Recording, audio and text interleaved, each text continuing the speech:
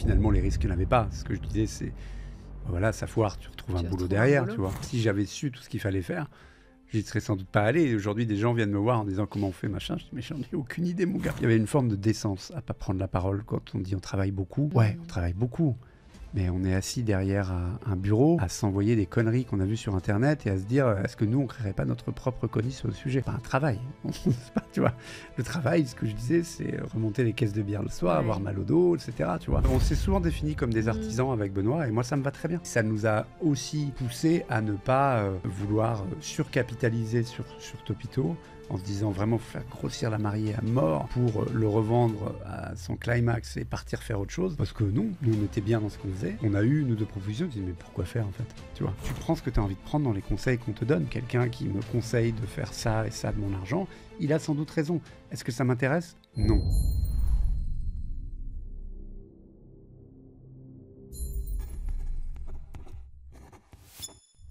Hello Laurent. Bonjour. Tu ne sais pas ce que tu fais là, n'est-ce pas? J'ai un doute. J'ai un doute avec le logo richissime. J'ai lu effectivement de quoi a été fait le podcast et je me suis dit, tiens, est-ce qu'elle ne serait pas trompée d'inviter?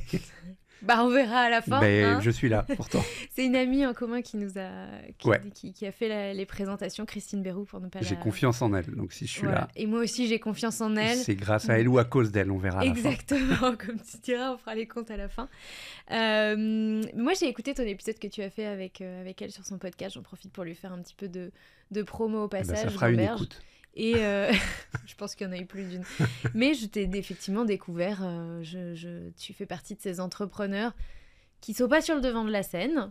Non. Je crois que c'est volontaire d'ailleurs. Ouais. D'ailleurs, je ne me définis pas spécialement comme entrepreneur, mais comme un gars qui a eu une entreprise. Tu vois, c'est pas exactement la même chose. J'en ai une autre aujourd'hui, mais beaucoup plus petite. Mais alors, en off, on parlait de Jean-Pierre Nadir juste avant. Ouais. Mais de ce point de vue, tu me fais vraiment penser à Jean-Pierre. C'est-à-dire, tu te définis un peu comme le gars moyen qui a eu la chance de pas faire que un de la truc chance, qui a marché. Mais ouais. C'est aussi pour ça que quand on évoque les prises de parole, etc., c'est un moment où il faut être conscient de ce pourquoi tu as fait les choses et le vent que tu as eu dans le dos sans imaginer qu'il y a eu du vent ce jour-là, quoi. Donc c'est toujours ça qui me gênait un peu, de réinventer et de refaire l'histoire a posteriori, mais c'est pas pour ça qu'on n'a pas de choses à dire et de choses à expliquer à des gens qui nous écouteraient, mais pour moi c'est un peu la limite de se définir serial entrepreneur ou quoi que ce soit. Enfin, moi j'ai toujours un mouvement de recul en disant tiens, c'est rigolo, est-ce qu'il croit vraiment à ce qu'il dit? Mais d'ailleurs, est-ce que tu sais pourquoi ça a marché? Est-ce que tu arrives à déconstruire le truc? Et on parle de Topito, je n'ai même pas planté le décor, mais bon, je l'ai planté en intro. Mais est-ce que, tu vois, tu arrives à te dire, avec le recul, je comprends, je pourrais en tirer des leçons, c'est des choses que je pourrais raconter, qui pourraient servir à d'autres, ou tu es encore un peu perplexe, c'est-à-dire, j'ai fait plein de choses, ça a marché, mais concrètement, ça aurait pu aussi ne pas marcher, et je me demande encore ce qui s'est passé.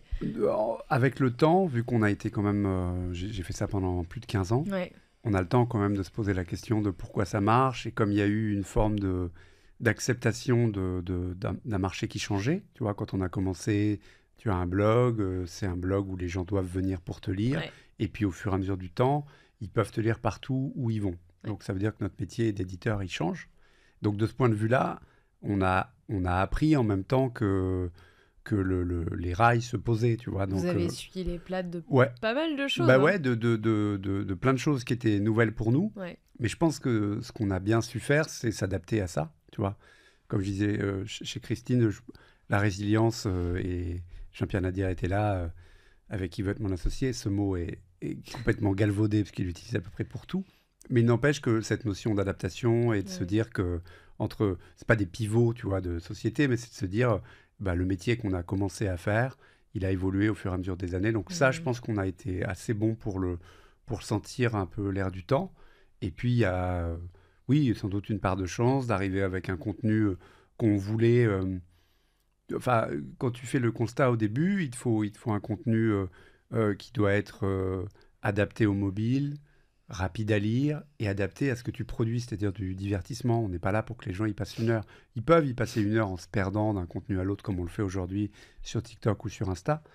C'est même un peu l'idée, de se dire qu'ils viennent pour lire un article, puis finalement ils tombent sur un autre. En tout cas, les plateformes font tout pour qu'on se perde chez eux. Alors, nous, on n'avait pas ces mêmes algos-là. Au début, non. Mais donc ça, on a bien su le faire. Ouais. Se dire qu'effectivement, il faut une lecture rapide. S'ils passent 4 minutes chez toi par jour pour checker ce que vous avez produit, eh ben, il faut être capable de leur proposer quelque chose d'assez rapide et à lire et à consommer avec des vidéos qui sont courtes. Elles sont de plus en plus courtes aujourd'hui. Mais à l'époque, 3 minutes, c'était déjà beaucoup. Donc ça, je pense qu'avec du recul, je me dis qu'on a bien su le faire. Et puis, derrière des aspects comme ça, on va dire légers, on a quand même, c'est beaucoup de travail. C'est beaucoup de travail. On rigolait très sérieusement. C'est-à-dire qu'on avait quand même, une conférence de rédac tous les matins pour imaginer voir ce qui s'était passé la veille dans le monde, voir comment nous, on pouvait réagir. Donc, et cette rigueur-là, elle était importante. Donc, depuis le premier jour, quand on a commencé avec Benoît, on s'est dit on mettra un article par jour. On l'a tenu pendant les 15 ans, sauf qu'après, c'était plus un, c'était plus une douzaine ou une quinzaine, plus des vidéos, plus des images. Donc, non, ça c'est pas, il y a une part de chance, mais la chance, c'est pas forcément le hasard. Je comprends quand même pourquoi des choses qu'on a faites ont fonctionné. Parce que vous n'étiez pas les seuls. Enfin, il y a eu beaucoup d'appelés et peu d'élus sur ce marché du divertissement. Alors aujourd'hui, finalement, avec la multiplication des plateformes et avec les algorithmes qui ont changé, on peut émerger plus rapidement sur peut-être de l'humour et du divertissement. Mais c'est pareil, il y a toujours beaucoup de gens qui se disent il suffit de faire rire les gens et puis on a un compte à 1 million, 2 millions, 3 millions, que ce soit sur TikTok ou sur Instagram, etc. Mais en vrai, combien de personnes se lancent pour combien de personnes qui vont réussir sur ce créneau-là, quoi. La différence, je pense, c'est que nous, on était une équipe et que c'était pas personnifié. Donc ça, c'est un moins quand ils pensent au moment où YouTube, il fallait une tête d'affiche pour que ça fonctionne. Nous, c'est plus lent parce qu'on n'a pas de tête. On a plein de gens qui passent, qui viennent, mais je pouvais pas dépendre d'une superstar qui, tellement superstar, décide de quitter Topito et moi, je me retrouve comme un couillon avec une chaîne qui est dédiée à une personne. Il y a des gens qui étaient importants. Urbain, que je produis aujourd'hui en stand-up, en était une. Mais ça, c'était une de nos limites. Aujourd'hui, je pense qu'il y a moins il y a plein de stars du divertissement, on va dire, mais c'est plus diffus. J'allais dire, nous, à l'époque, il y avait BuzzFeed qui arrivait en France, Combini qui naissait, Minute Buzz, des choses comme ça, tu vois, qui étaient des acteurs face auxquels on se retrouvait souvent pour des OP avec des marques. Mais aujourd'hui, c'est plus diffus, et je pense que ce qui a fait la différence pour nous, c'est la constance. C'est avoir la constance dans la rigueur dans le travail et la tonalité qu'on a voulu donner dès les premiers articles, qui, je pense, était quand même encore à peu près la même 15 ans plus tard.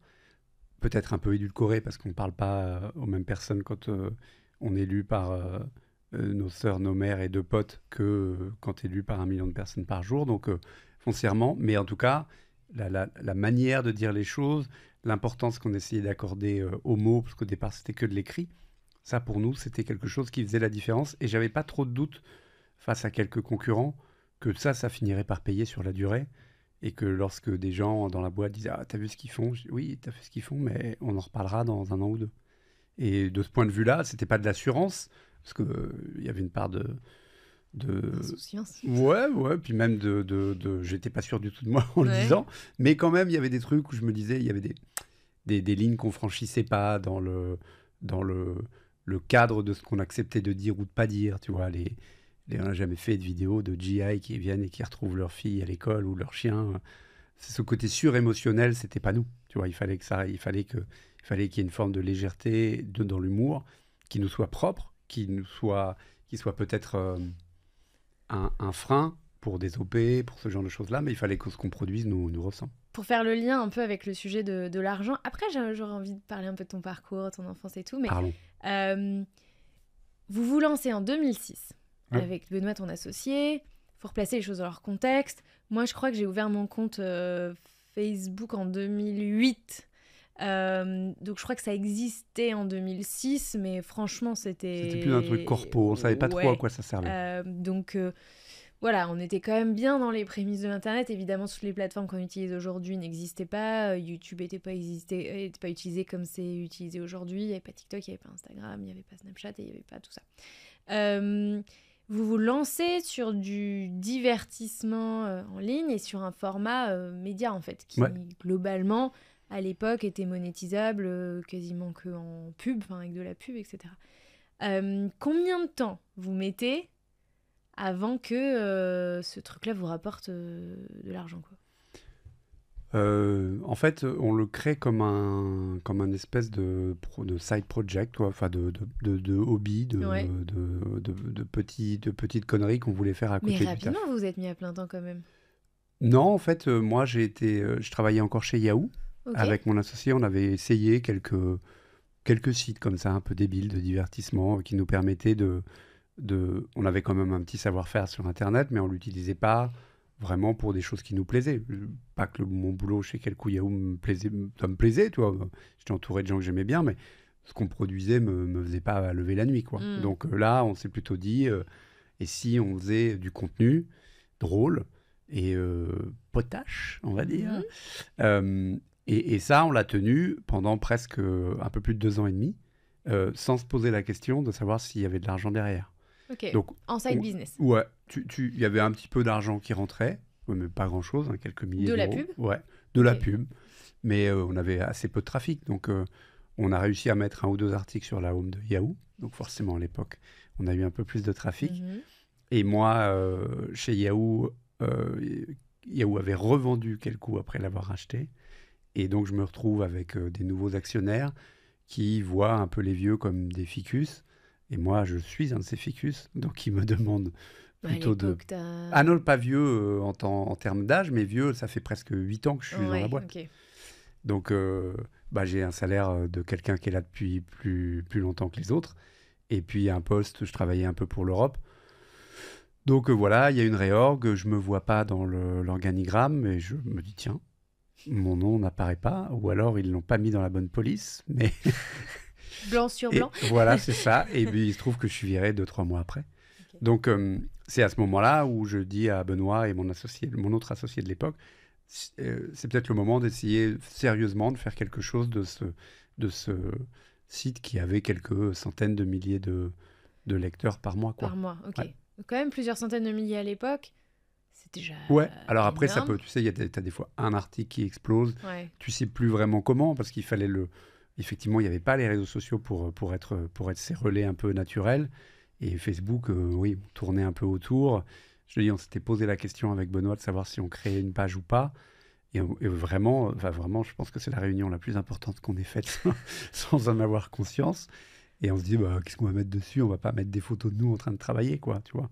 Et puis, au fur et à mesure, c'est devenu une vraie plateforme de publication de ce qu'on publiait pour le dire aux gens, regarde ce qu'on produit plutôt que viens voir, regarde-le à l'endroit où tu es. C'est la grosse différence pour nous. Donc tu passes quand même de j'ai un salaire correct de ça fait 8 ans que je suis chez Quelcou, filiale, voilà, absorbée par Yahoo, et puis... Ah, pas de salaire. Ah, rien du tout. Parce qu'à cette époque-là, il n'y a pas tous les avantages liés au chômage, créateur d'entreprise. Si, j'ai le chômage. On n'a pas demandé l'ACRE, mais tu sais, on était resté... on avait lissé sur la durée. Ouais. Moi, je me suis dit, en fait, la meilleure aide que je puisse avoir, et franchement, c'est la meilleure aide que m'ait donné l'État, c'est d'essayer quelque chose qui ne me rapportait rien à ce moment-là. Mais au moins, j'avais 2 ans pour imaginer faire quelque chose, et je voulais vraiment le faire sérieusement, parce que j'étais déjà papa d'un petit garçon, et tu peux pas te permettre de faire ça comme si tu avais 25 ans avec les risques minimaux. Moi, finalement, les risques, il n'y en avait pas. Ce que je disais, c'est, voilà, ça foire, tu retrouves un boulot derrière, tu vois. Mais bon, tu te dis, c'est pas de la récré parce que tu te dis, bon, il va falloir apprendre et on dit, on va faire un média. J'ai aucune idée de quoi je parle, tu vois. Mais c'est un peu cette naïveté-là aussi qui nous a permis d'essayer quelque chose. Si j'avais su tout ce qu'il fallait faire, j'y serais sans doute pas allé. Aujourd'hui, des gens viennent me voir en disant comment on fait, machin. Je dis, mais j'en ai aucune idée, mon gars. En plus, le marché a tellement changé que ça ressemblerait pas à ce que moi j'ai fait. Et puis, je me suis accordé beaucoup de temps. Toi, ce temps où j'étais encore chez Yahoo et on travaillait à côté pour... c'est ce qui nous a permis de valider un peu le concept de ce qu'on faisait, de voir si sur la durée, on s'amusait encore à le faire. Et c'était le cas. Donc...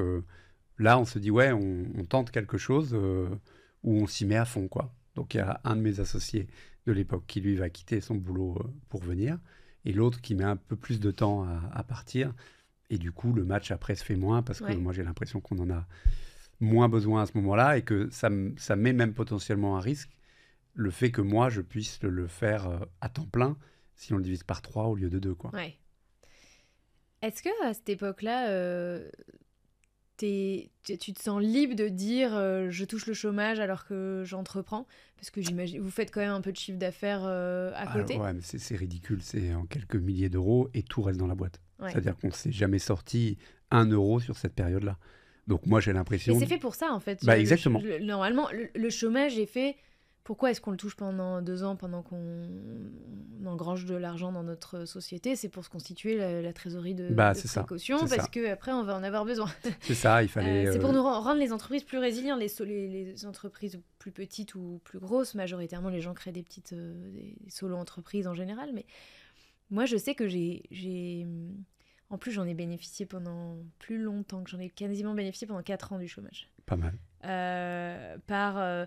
des droits qui avaient été ouverts, et puis après, il en restait d'autres, et puis après, il y a eu la fin de Covid, où les droits étaient prolongés automatiquement. Ouais. Et moi, honnêtement, ça a été une honte pendant longtemps. J'ai pas osé dire que, en fait, je vivais du chômage. Bah, écoute, moi, ça me dérangeait pas dans le sens où j'avais l'impression d'avoir cotisé, déjà, et d'avoir beaucoup travaillé pendant 10 ans. Mais au-delà de ça, c'était surtout que pour moi, on n'a jamais demandé d'aide de quoi que ce soit. Pour moi, c'était la meilleure aide pour se lancer, de dire, essayez quelque chose. Et pendant ces 2 ans-là, je te dis, on ne touche pas 1 euro de cette boîte, et elle n'engrange pas des dizaines de milliers d'euros. Hein. Elle engrange de quoi payer des serveurs et un peu de développement pour avoir un site qui ressemble à quelque chose. Et globalement, c'est à peu près tout. Tu vois. Donc, et faire une soirée une fois pour... ramener déjà les commentateurs les plus importants pour essayer de les fédérer autour d'une marque, quoi. Donc non, la réalité, elle est plus à la fin de ces droits-là, en se disant, est-ce que j'y vais ou est-ce que j'y vais pas, quoi. Ouais. Et là, quand tu décides de y aller à ce moment-là, t'es pas du tout encore non plus un salaire... Toi, tu n'y étais pas quand les droits s'arrêtent? Non, pas du tout. Pas du tout. Mais... Donc, on a les 2 ans et demi de side business. Ouais. Ensuite, tu touches 2 ans de chômage. Aujourd'hui, c'est même encore moins. Et là, la boîte est pas... Donc, ça fait presque 5 ans déjà que Topito existe. Et vous n'êtes pas encore au point où tout le monde peut se verser un... Non, alors tout le monde, ça tombe bien parce qu'on est globalement que 2. Donc... Mais non, l'idée, c'était pas ça. C'était vraiment... on avance et on verra au fur et à mesure. On se paiera quand on pourra se payer. On était vraiment des... Alors, il n'était pas encore, mais on était déjà des bons pères de famille, dans le sens où on a recruté quand souvent, je ne me définis pas comme entrepreneur parce qu'on n'allait pas chercher de love money à droite à gauche. On n'était pas dans... On investissait ce qu'on avait, tu vois. Vous aviez votre petite PME, quoi. Ouais, mais voilà, exactement. Mais on s'est souvent définis comme des artisans avec Benoît, et moi, ça me va très bien. Quand on peut embaucher, quand on voit qu'on aura les moyens de payer à la fin du mois et qu'on ne se fera pas des sueurs à la fin de chaque mois ou expliquer à un gars que là, ça va être un peu dur, on ira. Avant, on se débrouille. Donc, mes parents étaient commerçants, hein, donc j'ai sans doute hérité ça d'eux. On y va quand on peut y aller, quoi. Tes parents avaient un bar, c'est ça? Mes parents avaient un bar, un resto, un hôtel, et puis après un bar. Donc, ouais, pour moi, c'était un petit business, mais c'était un business à la sueur de ton front, café après café, demi après demi. Et quand tu te permets d'investir dans le fait de refaire le bar ou autre chose, c'est parce que tu sais que tu peux le faire. Donc, on n'est pas allé chercher de crédit, on n'est pas allé machin, on a vécu sur ce qu'on bâtissait au fur et à mesure. Ah oui, ok. Alors, attends, parce que ça m'intéresse ça, mais avant de parler de tes parents, tu as dit quelque chose tout à l'heure qui m'intéressait aussi. Tu disais, en fait, je touchais le chômage et du coup, je prenais aucun risque, au pire, je retrouvais un travail. Ouais. Et... Est-ce que tu as conscience qu'il y a quand même beaucoup de gens qui arrivent pas à percevoir cette situation-là comme une situation non risquée? Ouais, j'en ai parlé hier, tu vois, et notamment, je pense que je prends conscience au fur et à mesure que quand j'en parle avec des femmes, c'est plus compliqué pour elles de se projeter, et encore plus quand on avance dans l'âge. Donc oui, il doit y avoir un truc culturel qui fait que je suis un bonhomme et que du coup, j'ai moins peur. Mais franchement, ça n'a jamais été une surconfiance en moi, c'est de me dire, je ne suis pas un notable. Et du coup, j'avais eu un petit souci à un moment chez Quelcou et en gros, c'était, il faut te plier aux règles. Et j'ai dit, bon, en fait, je n'ai pas foncièrement envie de me plier à cette règle-là. Et il n'y avait pas cette crainte pour moi de retourner dans l'anonymat, entre guillemets, tu vois. Si je devais bosser dans un hôtel, comme je faisais quand j'étais étudiant, j'aurais bossé dans un hôtel. Si je m'entends bien avec les gens, je pense que je peux bosser à peu près partout. Donc, j'avais pas de crainte, j'avais pas de crédit sur le dos, j'avais pas de... Et tu n'étais pas non plus attaché à l'étiquette, tu vois, que représentait cette boîte, Quelcou, qui était une start-up qui avait une certaine moi renommée à l'époque. J'aimais beaucoup, mais si c'était pour me forcer à rentrer dans quelque chose d'un peu militaire dans le discours, je dis, bon, gars, si ça me va pas, franchement, toi, tu es notable, tu as des crédits sur le dos, tu es obligé, tu vois, pas moi. Donc, ne me fais pas rentrer dans ce moule-là parce que pour moi, ça marche pas. Et ça marche pas parce que c'est pas mon historique. À la limite, même, je me retrouve là avec vous, un bout au bord de chez Yahoo. Je regarde vraiment en disant, comme quand tu m'invites, je me dis, qu'est-ce que je fais là? Tu vois. Donc, c'est beaucoup plus facile d'imaginer en sortir quand il n'y a pas de logique à être là, tu vois. Donc, de ce point de vue-là, pour moi, j'avais pas de crainte spécifique de me dire, bon, du traf, j'en retrouverai, tu vois. J'étais un peu là par hasard chez Quelcou. Bon, s'il faut faire autre chose... je suis pas débile, tu vois. Je suis pas, et c'est pas que être débile, être crainte, c'est pas parce que tu te sens débile, mais c'est moi j'avais conscience de me dire, je crois que je pourrais bosser à peu près partout. Donc c'est hyper rassurant. Si tu es effectivement dans une branche et tu dis, bah on n'est pas beaucoup dans cette branche-là, il y a des gens meilleurs. Moi, il y a des gens meilleurs que moi, j'ai aucun doute là-dessus. Par contre, je pense qu'ils accepteront pas certains trucs que moi je suis susceptible d'accepter. À partir de ce moment-là, j'avais pas une crainte terrible. Je pense que tu vois, c'est tout bête, mais à mon époque, quand on vivait encore en noir et blanc, non, mais à mon époque, quand tu faisais l'armée... Le dinosaure. C'est ça. Quand tu faisais l'armée, j'ai fait un jour, j'étais ajourné, mais tu te vois avec les gens de ta génération, et tu vois dans les gens de ta génération que quand on doit faire le QCM, qui n'est pas très compliqué, y a des gens qui ne savent pas écrire, tu vois. Et tu te dis, bon, ok, c'est des gens que j'aurais jamais croisés de ma vie, tu vois, et là, je les croise, et je me suis dit, aussi ce jour-là, je vais m'en tirer, tu vois. Pas qu'il y a pire ou plus débile ou plus machin, je sais pas, mais je me suis dit, moi, j'arriverai à faire ma voix, j'ai pas des attentes dingues, je viens d'une famille de classe moyenne, donc il n'y a pas de great expectation de ma famille, tu vois, sur ce que je dois faire, une ambition démesurée. Non, j'ai pas tout ça. C'est fou ce que tu dis parce que c'est vrai que... Alors moi, j'ai pas fait l'armée, j'ai fait la journée d'appel à 16 ans. Et en fait, il n'y a pas ou peu de moments dans ta vie où tu te retrouves confronté à potentiellement toute ta génération. C'est ça. Parce qu'en fait, à l'école, c'est un certain quartier, donc il y a un certain entre-soi. La mixité, elle est quand même toute relative. Parce que soit tu es dans un truc plutôt middle class, soit tu es dans un truc plus populaire, soit tu es dans un truc un peu aisé. Mais le brassage social, finalement, il n'existe pas tant que ça. Et tu me fais prendre conscience qu'effectivement, cette expérience... D'ailleurs, c'est pour ça qu'il y a plein de discussions depuis des années sur... est-ce qu'on remet en place quelque chose de cet ordre-là, le service militaire, civique ou je ne sais pas quoi. Mais parce que tu n'es jamais confronté à la moyenne de ta génération. Non, mais c'est sûr. Et en fait, c'est aussi un problème. On passe notre temps à se comparer du coup aux gens qui ont à notre génération, qu'on voit, celles qu'on voit à la télé. Une forme d'entre-soi, c'est sûr. Alors celles qu'on côtoie, ou celles qu'on voit à la télé, ou celles qu'on voit sur les réseaux sociaux. Et c'est pas ou peu représentatif de... quel est l'état de la jeunesse, des trentenaires, des quadras, des quinquas, non, c'est sûr. D'une classe d'âge, quoi. Moi, un truc civique qui pourrait servir réellement à la société pour aller aider des gens démunis ou s'occuper des vieux en le faisant avec des gens que tu ne recroiseras pas foncièrement dans ta vie. C'est-à-dire que là, tu les croises, mais il n'y a pas d'interaction. Mais faire des choses avec ces gens-là, tu vois, depuis que je suis parti de Topito, je me suis pas mal investi dans le foot avec mon fils. Et ça m'a fait plaisir de retrouver une forme de brassage comme ça pour lui. Et même pour moi, je me retrouve avec des parents que logiquement, j'aurais pas forcément dû croiser si j'étais resté à travailler sur Internet, tu vois. Donc ça, pour moi, c'était un coup de frais génial. Donc, bah ouais, je sais plus ce qu'on disait. Je sais plus non plus, mais du coup, toi, tu viens de quel... Alors, tes parents étaient commerçants, on l'a dit. Tu viens d'où? T'as grandi où? Moi, j'ai grandi à Tours. Ok. Une ville où il se passe rien. Mais c'est pas cool. Alors, j'ai toute ma famille qui a émigré à Tours. non, mais moi, j'ai très joli, c'est mignon, mais c'était, ça manque un peu de souffle. Ça dépend ce qu'on cherche. Pour le coup, c'est quand même une ville qui a... Je sais pas, j'ai l'impression que c'est une ville qui c'est une ville paisible. C'est une ville paisible. Une certaine attractivité, quand même. Une certaine attractivité. Si t'aimes le sport, il se passe pas grand-chose. Il s'est pas construit un truc sympa depuis 30 ans, tu vois. Mais moi, j'aime y retourner. Tu vois, il y a une belle lumière, la Loire, c'est joli. C'est devenu un petit peu petit pour moi, alors que j'avais jamais vraiment voulu vivre à Paris.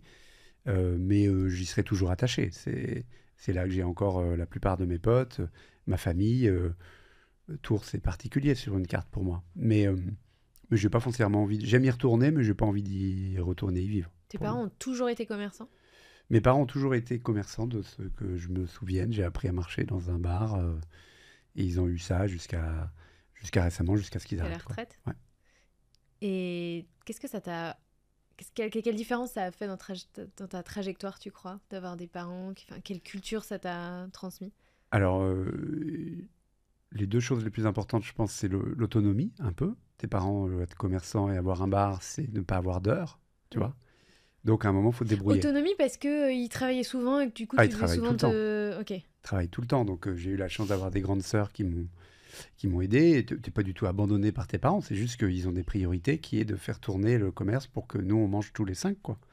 Donc, 5 enfants. Okay. Non, 3 enfants pour que la famille de 5 puisse vivre. Donc, de ce point de vue-là... tu as plus de temps pour toi. C'est le premier truc. Je pense que tu n'es pas couvé. Tu apprends à débrouiller. Ils sont là, hein, pas de problème pour tout. Mais voilà, il faut apprendre à se débrouiller un peu tout seul. Ça m'a plu, avec du recul, tu vois. Et puis l'autre chose, c'est dans un bar, il y a du bruit. Et il y a du bruit, et pour exister, il faut trouver des moyens d'exister, quoi. Tu vois, moi, j'ai des souvenirs d'un bar trop grand, de passer entre les jambes des clients, avec à l'époque beaucoup de mégots par terre, mais de monter sur une caisse pour aider mes parents à verser un Ricard ou autre chose, et de faire le con pour être vu, quoi. Donc, je pense que l'envie de faire rire ou de divertir, elle vient peut-être un peu de là, tu vois. C'est un monde où les gens viennent pas parce qu'ils ont soif. Les gens viennent parce qu'ils ont envie d'être entendus, parce qu'ils ont envie d'être regardés par d'autres, d'être écoutés par d'autres. Il y a des grandes gueules, il y a des gens qui écoutent, il y a des gens qui disent rien, puis quand ils parlent une fois, ça s'éclaire, tu vois. Donc il y a déjà des stand-uppers très bons dans les bars, tu vois. Et les brèves de comptoir de Gouriot, pour moi, j'adore. J'ai l'impression de retrouver des choses que j'ai entendues toute mon enfance, quoi. Donc, moi, j'ai adoré ça. J'ai adoré ça, et c'est pour ça que c'est toujours important pour moi d'avoir du monde autour. Et le fait de monter une boîte, c'était aussi de s'entourer de gens qu'on aime bien. Et quand on va dans un bar, on y va souvent avec des amis. C'est un peu triste d'y aller tout seul. Des fois, tu as besoin, parce que tu as besoin d'avoir du bruit autour de toi. Mais quand j'ai rencontré ma femme, par exemple, chez elle, on fermait les portes, tu vois, quand on quitte une pièce. Ça, pour moi, c'est pas possible, tu vois. Il faut que les portes, faut que ça circule, faut que ça vive, tu vois. Et quand j'ai vécu un peu en coloc, c'était ça. Tu sais pas exactement, tu sais qui vit là, mais il y a quand même beaucoup de monde qui passe. Et pour moi, c'est normal. C'est normal de... Donc, avec l'âge, on perd un peu ça, tu vois. Puis avec des enfants, la porte s'ouvre un tout petit peu moins facilement, mais c'est très important pour moi. Ça vient de là, j'en suis certain. Tes parents avaient un commerce prospère ? Oui, mais alors, quand je les écoute, c'était bien dans les années 70, et après, j'ai l'impression qu'ils ont galéré tout le reste du temps, quoi. Donc, c'est... Toi, t'as pas eu l'impression qu'ils galéraient ? Si. Tu l'as vu ? Moi, petit, ils m'ont toujours répété ça, que dans les années 70, c'est là où ils ont acheté leurs meubles, là où il y avait la maison, etc. Donc, mais après, tu sens que c'est dur. Mon père, il a laissé sa santé, tu vois. Et parce que c'est dur, parce que tu es là tout le temps, parce que c'est de la présence. Et je pense que c'est aussi ça qui m'a fait penser que quand on parlait de pas prendre la parole, il y avait une forme de décence à pas prendre la parole quand on dit on travaille beaucoup. Ouais, on travaille beaucoup, mais on est assis derrière un bureau à s'envoyer des conneries qu'on a vues sur Internet et à se dire est-ce que nous, on créerait pas notre propre connerie sur le sujet? Je sais pas, c'est pas un travail. C'est pas, tu vois, le travail, ce que je disais, c'est remonter les caisses de bière le soir, avoir mal au dos, etc. Tu vois, c'est pas, c'est pas des mineurs, hein, mes parents, tu vois, c'est quand même un truc qu'ils ont choisi, etc. Mais il n'empêche que c'est quand ça devient prospère, tu sens vraiment le travail derrière, quoi. Ça tombe pas, ça tombe vraiment pas tout seul. Et ça te questionne cette idée que il y a des gens, enfin que l'argent va pas là où il y a le plus d'efforts nécessairement. Ah bah alors là pour moi, c'était mon enfance, c'était la preuve de ça. La preuve de ça, des clients que tu voyais venir être un peu show-off et payer des tournées à tout le monde parce que ils avaient un boulot où ils étaient quand même beaucoup au bar, mais tu sentais que l'argent tombait. Et je voyais mes parents qui trimaient quoi. C'est dur. C'est un métier qui est vraiment dur. On peut dire, oui, on l'a choisi, et puis beaucoup de gens qui confondent l'argent qui rentre dans la caisse et l'argent qui doit en sortir. Donc oui, il y a des fois où tu fais 80 couverts, c'est une belle journée. Mais tout ça, je ne vais pas faire. Il y a des charges. Oui, il y a des charges, tu vois. Et tu as 3 enfants. Et donc, non, c'est un argent durement gagné. Quand j'ai commencé à travailler sur Internet et que quelqu'un m'a offert mon premier salaire, je pense qu'à l'époque, c'était 10 000 francs. Parce que c'était encore en francs pour une année ou deux. Ça m'a semblé délirant. Pour moi, j'ai pensé... 10 000 francs par mois Ouais, c'est ça. Pas mal. Ouais. Bah ouais, c'est ça. Ouais. Quand tu me le dis, je me dis, putain, attends, j'ai peut-être des conneries. Non, je crois que c'est ça. C'est en équivalent. Alors après, il faudrait actualiser avec la valeur de l'euro, mais sans dire des bêtises, ça doit être en équivalent de 2000, 2005. Ouais. Alors, c'était pas tout de suite, mais assez rapidement. Et j'étais presque gêné, en fait, tu vois, en me disant, quand j'étais petit, je me disais, putain, le jour où tu gagnes ça, waouh, tu vois. Et là, je gagnais assez facilement, enfin, assez rapidement, on va dire. Et non, mais lapsus, pour toi, assez facilement. Ouais, c'est ça. Et là, tu te dis, oh, putain, mes parents, ils ont galéré, quoi, tu vois. Donc, je t'ai demandé pourquoi ils avaient continué là-dedans. Je pense qu'à un moment, tu n'as pas le choix.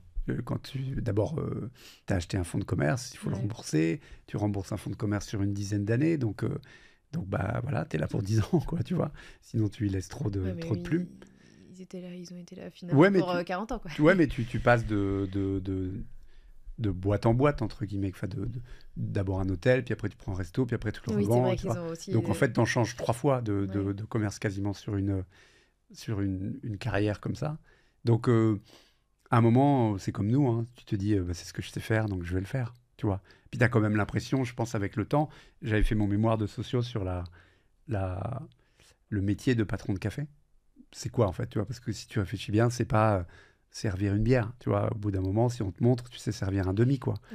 Donc, faire à manger, c'est autre chose. Mais si on parle du bar en tant que tel, bon, bah, les patrons de café, ils construisent leur savoir-faire dans le discours. Bah, c'est savoir ce que le gars veut, sortir les olives au bon moment, être capable d'avoir un peu de goût et créer une atmosphère, tu vois. Mais à la limite, tu te dis que ça, c'est pas des choses qui s'apprennent beaucoup à l'école hôtelière, quoi, tu vois, quoi. Donc ça, je trouvais intéressant de se dire que quand tu as appris ça, tu te dis, bah, je connais la recette, je vais la répliquer à un autre endroit, tu vois. Et donc, dans les bars, souvent, l'important, c'est la personne qui est derrière, tu vois. Il y a le lieu, il y a l'atmosphère, ce que tu peux créer, mais globalement, tout le monde a le même orangina, hein. Donc, comment se fait la différence, quoi. J'avais cette discussion avec mon chéri il y a 2 jours, parce que lui est pas du tout dans des milieux internet, etc. Donc lui, il dirige une filiale d'une PME industrielle, et on habite à côté de la centrale nucléaire de Gravelines, la plus grande centrale de France. Il me disait, mais Delphine, j'arrive toujours pas à comprendre comment en ligne on peut avoir du succès dans la formation. Ok, on a une grosse audience et on fait des millions en chiffre d'affaires et des millions en marge, alors qu'on n'a pas le quart de la responsabilité du directeur de la centrale d'à côté, qui se tape les responsabilités au niveau ses salariés, de l'entité politique, les lobbies, les machins. Et il a un quotidien qui est autrement plus compliqué. Et même s'il est on top of the pyramide d'EDF et peut-être même proche des instances... c'est pas peut-être, c'est proche des instances politiques... le type, il gagne pas plus de 200 000 ou 250 000. Enfin, peut-être que c'est un peu plus, si tu veux. Mais, tu vois, cette disproportion entre... toujours, on en revient à qui mérite le plus, quoi. Ouais, je comprends.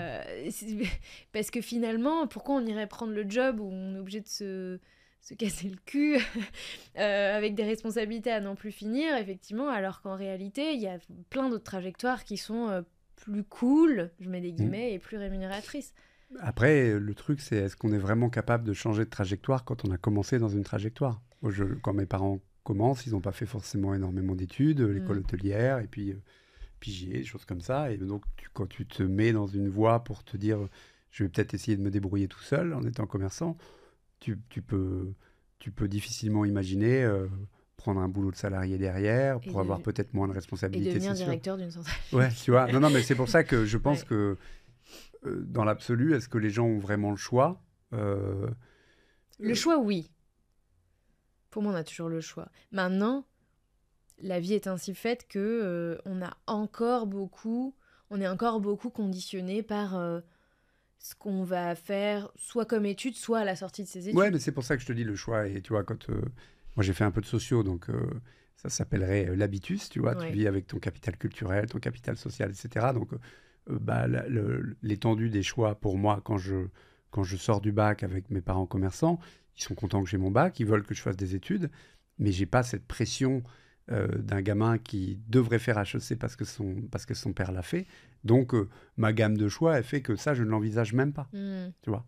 Donc oui, tu as le choix, mais tu as le choix à la base. Le choix n'est pas le même pour tout le monde. L'étendue, la gamme, le râteau, on va dire, d'où on peut aller. Et une fois qu'on a mis le pied dans quelque chose, le fait de changer de trajectoire, moi, me semble un peu... je connais pas beaucoup de gens, en fait, qui... J'ai un pote aux États-Unis qui est passé de chef à photographe de bouffe, tu vois. Je me dis, putain, est-ce que je serais capable de faire ça, quoi, tu vois.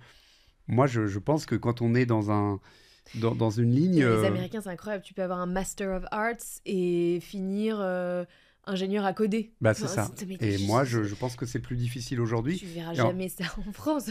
et en tout cas, à l'époque où mes parents travaillent, je pense que c'est même pas vraiment envisageable, parce que tu restes encore... Quand tu es dans une boîte, tu y restes longtemps. Aujourd'hui, on est beaucoup plus volatile, et d'autant plus maintenant depuis le Covid, où si tu dis il n'y a pas de télétravail, ben, je viens pas. Donc je pense que c'est un état d'esprit qui est différent, quoi. Et pourtant, tu vois, toi, tu te crées ton métier. Il n'existe pas le métier que tu fais.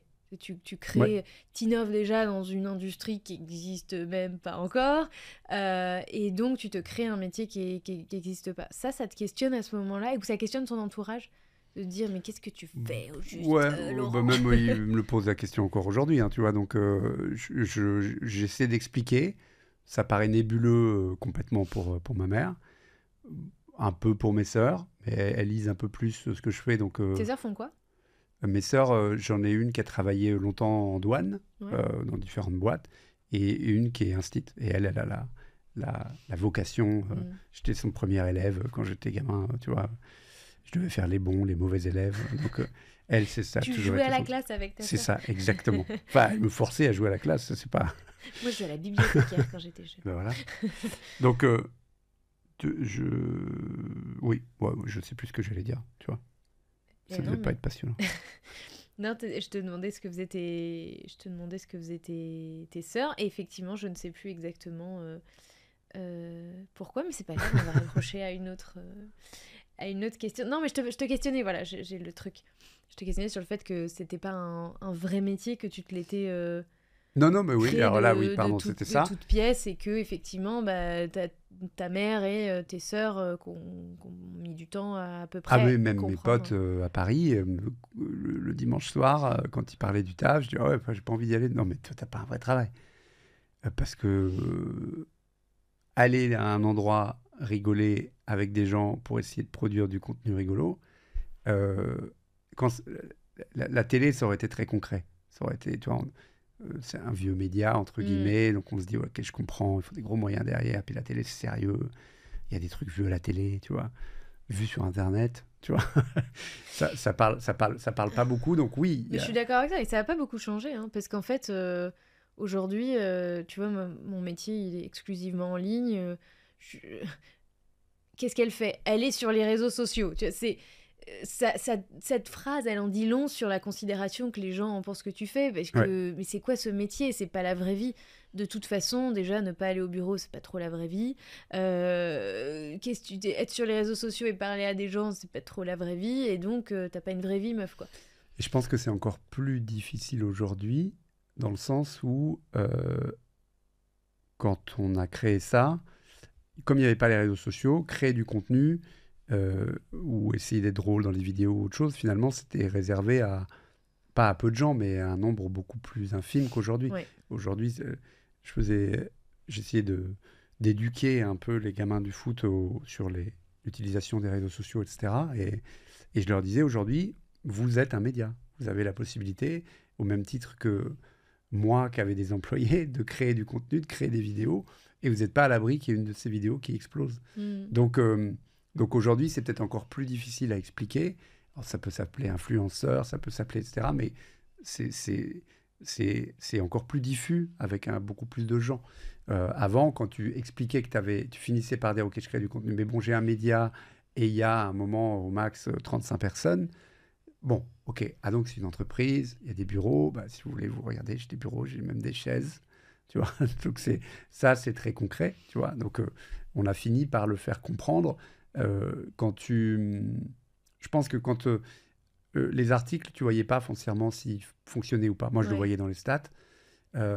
Quand tu fais des vidéos et qu'elles commencent à, pour certaines, faire 10, 20, 30, 40 millions de vues, et que tu dis, bah en fait, c'est ça que je fais, tu vois. Ça, c'est devenu concret. Pour essayer de diversifier un petit peu tout ça, on a fait des livres. Ouais. Bon, bah voilà, quand tu trouves ton livre, tu l'envoies à ta famille en disant, voilà, j'ai sorti ça. Voilà le fruit de mon travail. Voilà. Ah oui, bah là, d'accord, je sais, je l'ai dans les mains, tu vois. Okay. Mais est-ce qu'on le trouve chez Amazon? Bah, oui, c'est un livre, tu vois. Et si tu veux, ben, on va à la Fnac, ben, regarde, il est là. Ah oui, d'accord. Donc, t'as un vrai boulot, quoi. Ben, merci, Sophie, disons que je te le dis.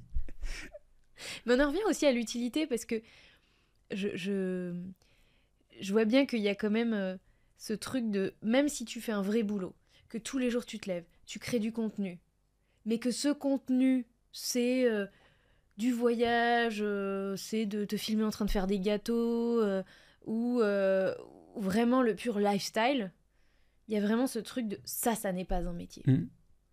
Parce que même si derrière tu vas me dire il y a un travail de montage, les décors, les machins, les bidules, tu fais des scénarios, etc., ça n'est pas un métier. Ça n'a aucune utilité pour la société que tu te montres et que tu te filmes en train de voyager et où je ne sais pas quoi, tu vois. Mais pour le définir, ce que j'ai fait avec le temps, c'est d'essayer de ramener ça à un terme, à un verbe. Qu'est-ce que tu fais? Toi, aujourd'hui, comment tu définirais ce que tu fais? En un mot. Mon métier ou ma mission? Ça, c'est pas comment toi, tu vois ta mission, je pense. Ma mission, c'est d'éduquer. Ok. Donc, sur le sujet qui est le mien. Mon métier, tu vois, je suis pas prof. Et mon métier, bah, à mi-chemin, créatrice de contenu est probablement le métier qui me définit le mieux, ou la casquette que je préfère porter en ce moment, on va dire. Mais ça évolue même, ça. Et bah, tu vois, quand on définissait qu'est-ce que c'est faire du lifestyle, etc., moi, je saurais pas le définir. En tout cas, je savais que pour moi, l'idée de divertir ou faire rire, c'était ça que j'avais envie de faire. Alors, ça peut prendre plein de formes différentes. C'était pas aussi conscient au moment où je le fais. Tu faisais pas des one-man show, quoi? Non, pas du tout. Mais il y a plein de manières de le faire. Ah, et puis là, aujourd'hui, tu vois, en produisant un peu de stand-up, au contraire, tu amènes des gens qui savent le faire, évidemment, bien mieux que toi, à le faire. Mais je pense que quand je refais le parcours, longtemps, chez Quel Coup, c'était pas ça. C'était apprendre. Enfin, tu vois, moi, j'apprenais ce que c'était d'avoir un travail, de s'asseoir derrière un bureau, d'interagir avec des gens. Et puis à un moment, quand tu dis, bon, ok, je crois que j'ai compris comment ça marche, je vais sans doute le faire pour faire quelque chose qui me ressemble le plus. En ayant cette historique-là de, OK, donc il nous faut un bureau, donc il faut une connexion Internet, il faut une réunion à un moment, il faut des charts pour essayer de suivre un peu ce qu'on fait, tu vois. Donc ça, j'avais appris avant, et après, tu l'appliques à ce pourquoi tu es peut-être fait, ou ce pourquoi tu penses que tu es fait. Et moi, c'était me marrer, quoi. Mais me marrer, c'est pas un métier. Divertir, ça en devient. Ouais. À quel moment, dans l'histoire de Topito, est-ce qu'il y a un déclic, un passage de on vivote, on a quelques revenus, on arrive un petit peu à se payer, à un truc qui commence à ressembler à une machine, et vous dites ah là il y a un gros truc. En fait, il n'y a pas de déclic fort, mais c'est vraiment encore une fois le temps qui fait que quand tu te mets à embaucher une personne puis 2 puis 3, et puis à chercher une régie extérieure, parce qu'on ne voulait pas intégrer ça, parce qu'on avait l'impression que ce n'était pas notre savoir-faire, et que la régie t'amène un premier deal, je ne sais plus ce que c'était, mais d'être capable de générer quelques dizaines de milliers d'euros avec des pages vues, même si ça n'a pas duré longtemps, pour le coup, ça a un peu changé juste après, mais tu dis, ah oui d'accord, en fait c'est un vrai truc. C'est un vrai truc, et on sent qu'on en a beaucoup sous la semelle pour faire plus, tu vois. Donc, et il n'y a pas encore de vidéos, etc., où tu dis, putain, en fait, ça va peut-être marcher, tu vois. Et je ne suis pas le premier surpris, mais pas loin, tu vois. Donc, non, encore une fois, je pense que c'est le temps, et de se dire, bon, comment on va faire maintenant pour mieux... Alors, on n'était pas idiots, on avait appris des choses chez Quelcou, donc on avait tout de suite mis de l'affiliation, c'est ce qui est rentré d'abord. Parce que les pages vues à l'époque rapportaient encore, mais on n'en faisait pas beaucoup. Donc on essayait d'optimiser au maximum l'affiliation. Et après, on s'est dit, il faut faire... Vous faisiez de l'affiliation avec principalement quel type d'acteur ? Vraiment, là, mon associé était hyper bon là-dedans, et on était capable de plugger des comparateurs, et on faisait des tops qui n'étaient pas très intéressants sur les 10 endroits où aller, et en y allant, à chaque fois, tu pouvais réserver ton avion, et puis tu pouvais faire ce genre de truc-là, ou les 10 meilleurs téléphones à acheter. Et longtemps, on a été sur... je me rappelle d'une requête où à chaque fois on était estomaqué de se dire que sur iPhone pas cher, on était premier. Tu vois, on disait, mais bon, profitons tant qu'on est là, tu vois. Et c'était aussi, il y avait toujours cet effet de surprise, je trouve, qui est un peu salvateur, parce qu'il te fait comprendre que tu n'es pas arrivé. Parce que là, il y a des coups comme ça où tu te dis, je ne sais pas pourquoi on est là. Mais je pense que c'est le meilleur deal qu'on ait fait de toute l'histoire de Topito, c'était iPhone pas cher. Alors, c'est au tout début, hein, tu vois, mais c'est resté là pendant 2-3 ans, tu vois. Et effectivement, derrière, il y a beaucoup d'affils, tu vois. Donc, de ce point de vue-là, c'était bien. Et puis, quand on a commencé à se dire, il nous faut une régie extérieure pour les OP de brand content, et aller chercher des marques pour leur expliquer qu'elles peuvent venir jouer avec nous, et qu'on est capable de produire du contenu sans doute un peu plus édulcoré que ce qu'on fait quand on est tout seul, mais qui soit drôle, qui puisse prendre des formats différents. Et là, à partir du moment où tu prends une régie extérieure qui déjà te vend bien, mais tu te rends compte que ça sera toujours une limite parce qu'elle te vend en fin de brief, parce qu'elle aussi vend d'autres choses.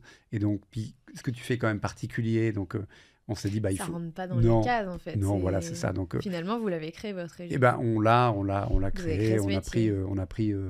On a pris Éléonore qui nous a fait tout ça aux petits oignons, et qui fait qu'on était vendus déjà pour nous-mêmes. Mais ça m'étonne pas parce que c'est compliqué. Enfin, vous avez inventé votre business model. Enfin, faut remettre les choses dans leur contexte. Les OP de brand, t'en avais déjà, mais nous, les OP de brand auprès du divertissement, comme on essaie de faire aujourd'hui encore Topito ou le Gorafi ou d'autres, c'est difficile de faire comprendre. Il faut rassurer pour leur montrer qu'on n'écrit pas n'importe quoi, et que c'est pas parce que c'est de l'humour qu'on va défoncer la marque. Mais historiquement, vous restez un média. Historiquement, les médias, c'est la pub. C'est d'abord, les médias sont arrivés en ligne. Ça a été la pub. Et après, on s'est rendu compte, ça va pas suffire. La pub ne suffira pas à faire vivre le média, donc il faut trouver autre chose. Mais ça a mis du temps à s'installer aussi. Ça a mis du temps, puis tu as eu des accélérateurs. Facebook, quand ils ont commencé à devenir une régie avec Instant Article, tu vois, quand on publiait du contenu chez eux, c'était eux qui nous servaient la pub. Et ça, c'est du revenu assuré, régulier et cohérent, parce que plus tu produis, plus tu en as. Et plus tu produis du contenu qui plaît, plus tu as de revenus derrière. Donc, tu peux commencer à élaborer des stratégies là-dessus en se disant, est-ce qu'on produit plus de contenu à cet endroit-là? Est-ce qu'on produit du contenu qui doit plaire? Ou est-ce qu'on produit du contenu qui continue à nous plaire? Donc tu te poses pas mal de questions. Souvent, tu coupes la poire en deux, mais on n'a jamais, même là, tu fais attention à ne pas franchir des choses que tu n'as pas envie de franchir, parce que tu te lèves, tu n'as pas envie de te lever le matin pour créer du contenu qui fait juste du chiffre. C'était normal en ayant pris de l'âge que le contenu produit par des gens plus jeunes me parle un peu moins dans le sujet. Par contre, dans la forme, je me fous que tu parles de manga ou d'autres choses. Est-ce que tu as réussi à me faire sourire? Tu vois, il y avait des choses informatives, il y avait des moments où on écrivait des choses qui étaient beaucoup moins drôles au moment des attentats, etc. Mais est-ce qu'on avait toujours l'espèce de finesse qu'on essayait d'avoir, quel que soit le revenu derrière? Il ne faut pas galvauder ça, parce que on n'a pas créé un algorithme de fou, on ne fait pas décoller des fusées, on crée du contenu où dans l'absolu, la barrière à l'entrée, elle n'existe pas. Tout le monde peut faire ce qu'on fait. Tu vois, donc, si tu réussis pas à avoir une vraie spécificité sur la manière dont tu le fais, et à chaque fois, la tonalité, c'est de se dire, tiens, comment Topito a réagi à ça, et si j'ai 10 tops que tout le monde s'est mis à en faire, est-ce que je réussirais à reconnaître le nôtre? Et quand j'envoyais chez certains médias, je me dis, bah, tu vois, ça marche pas. Ouais. Ça sonne pas, quoi. Dans l'évolution de la boîte, du coup, donc, à un moment donné, j'imagine, ça commence à cracher du cash. Ouais. Tu m'as dit tout à l'heure en off, c'est pas toi qui gérais l'argent. Pas du tout. Et tant mieux. Tu n'es pas le gestionnaire financier de cette boîte. Comment vous avez décidé de... est-ce que vous êtes toujours resté très soft sur les salaires, vous réinvestissez tout, ou à un moment donné, vous vous êtes dit, bah, en fait, on est justement une petite boutique, c'est pour que tout le monde gagne bien sa vie. C'était quoi la politique de rémunération? Alors, en fait, on a essayé de faire que tout le monde gagne bien sa vie, en respectant une forme de hiérarchie, tu vois. Ça peut pas être un kolkhoz, où tout le monde est au même niveau. Mais là-dessus, on a essayé de faire le maximum qu'on puisse faire, dans le sens où on n'a jamais sorti de dividendes sur les 15 ans où on a travaillé. Tout ce qu'on mettait restait dans la boîte. Pour éventuellement embaucher, pour éventuellement investir à notre manière. C'est-à-dire que investir à notre manière, ça veut dire se lancer dans la vidéo. Et la vidéo, c'est plus coûteux que... Ouais. C'est pas le matériel qui est coûteux, il faut des gens pour le faire, tu vois. Ouais, Aujourd'hui, avec CapCut et les autres trucs, j'aurais moins de monde pour faire la même chose. Mais à l'époque, il faut vraiment... Ah, mais quand même. Des gens qui sous-titrent. Ouais, pour passer de l'audio à de la vidéo, même s'il y a aujourd'hui, il y a plein d'outils, tu multiplies tes coûts quand même. C'est ça. Ouais. Donc, créer une équipe vidéo pour sortir... 2 à 3 trucs par jour maximum, c'était presque 8 personnes, tu vois. Alors que un gars qui créait du contenu dans l'équipe rédac pouvait écrire 2-3 tops par jour. Donc, cet argent qu'on accumulait ou qu'on gagnait d'année en année, pas tous les ans non plus, on le laissait dans la boîte, soit pour investir en gens qui viendraient nous aider, soit pour prendre des locaux plus grands, ce genre de choses-là. Donc, là-dessus, pour nous, c'était clair. C'était... cet argent nous fait vivre au quotidien. On a un salaire. Et toi, ton salaire est monté jusqu'à combien? Si je te dis, j'ai vraiment peur de te dire des conneries, mais en tout cas, je sais que j'étais pas le meilleur. On n'était pas les plus payés de la boîte, ça c'est sûr. Ah oui, ouais. Ok. Mais ça nous semblait normal. On était en train de construire quelque chose, donc on va pas vider de sa saveur quelque chose qu'on est en train de construire. Mais tu avais conscience que tu construisais un actif qui pouvait être vendable? Et que c'était pas tout de suite, évidemment, non. Ouais, vraiment pas. Et puis c'était vraiment pas. Et tant mieux que ce soit pas l'idée de base, parce qu'on l'aurait pas construit pareil. Quand on a commencé à parler à des banques d'affaires pour essayer de voir ce que ça avait dans le ventre, etc., tu vois, et qu'elles te demandent... Là, vous avez fait ça au bout de combien de temps, d'ailleurs? Je sais pas, une dizaine d'années, un truc comme ça. Ah, ok. Donc, en tout, ça a duré 15 ans. Attends, on est 2006, et moi, je suis parti fin 2021. Et le rachat, il a eu lieu quand? C'est ça, 2021. Ok, toi, t'es parti au moment du rachat? Non, je me mélange sur les dates. Je suis resté 1 an et demi en plus. Ok, d'accord. Et mais vous avez commencé à vous poser la question de qu'est-ce que ça pourrait valoir et qui ça pourrait intéresser? En fait, on se l'est posé une première fois en se disant, bon, comme je te disais, on n'est pas des investisseurs dingues. Moi, à un moment, je disais à mon associé, viens, on le fait en Angleterre, on le fait en Italie. Il m'a dit n'importe quoi. Et je dis, t'as raison. Et on a bien fait de ne pas le faire. Mais du coup, on sentait vraiment notre limite à nous, à ne pas... on se disait, tiens, si un tel ou un tel était à la tête de la boîte, il ferait vraiment des choses différemment. Il rationaliserait plus en se disant, si je produis pas 10 articles, mais 30, on va faire un effet multiplicateur évident, etc. Et on disait, oui, sans doute, mais est-ce que ce sera encore la même boîte, tu vois? Il y avait des reworlds, des choses qui commençaient à avoir des chiffres dans les yeux derrière le contenu. Mais nous, on partait l'inverse. On partait du contenu et on voyait combien ça faisait, plutôt que de dire combien je pourrais faire avec quel contenu. Donc, on a commencé à se poser la question juste pour se dire, tiens, est-ce que ce truc-là a de la valeur? Aussi parce que des gens arrivaient, des ricains avec BuzzFeed et d'autres, et où tu te dis, bon, attends, moi, j'ai peut-être pas les reins pour lutter face à ces gens-là. Donc, logiquement, ils vont aller plus vite. Logiquement, ils ont des moyens. Donc, est-ce qu'on va pas se faire manger tout cru, quoi? Donc, c'était plutôt à ce moment-là de se dire, étant conscience de nos limites, regardons si ça pourrait intéresser quelqu'un pour qu'il accélère un peu sur la création de contenu, parce qu'il y avait quand même des vrais actifs en termes de capacité de création, d'abonnés, ce genre de choses-là. Et c'est un vrai sujet parce que si tu vends ta boîte trop tard, elle peut ne plus valoir grand-chose. Tu vois, sur un commerce, par exemple, si tu t'y prends pas assez tôt et que t'es parti à la retraite et que t'as pas encore revendu et que tu essaies de le revendre après, ben en fait, tu revends un actif qui est dépecé de pas mal de sa valeur. Donc effectivement, il y a un timing dans la vente d'un actif. Et là, tu vends un média, si tu le vends un petit peu trop tard, soit parce que t'es plus dans le coup, tu t'es fait manger, etc., ça peut valoir 20 millions un jour et ça peut valoir 2 millions le lendemain, quoi. C'est sûr. Et il y a en plus de ça, je pense, la nature de ce qu'on est avec Benoît quand on est à la tête de ce truc-là. C'est que, quand je répète qu'on n'est pas entrepreneur, c'est qu'on n'a pas 50 projets derrière, tu vois. Ce que je veux dire par là, c'est que moi, j'ai vu des potes autour qui sont, eux, entrepreneurs, qui sont capables de switcher. C'est pas qu'ils ont déjà l'idée, mais ils savent qu'elle est pas loin, quoi.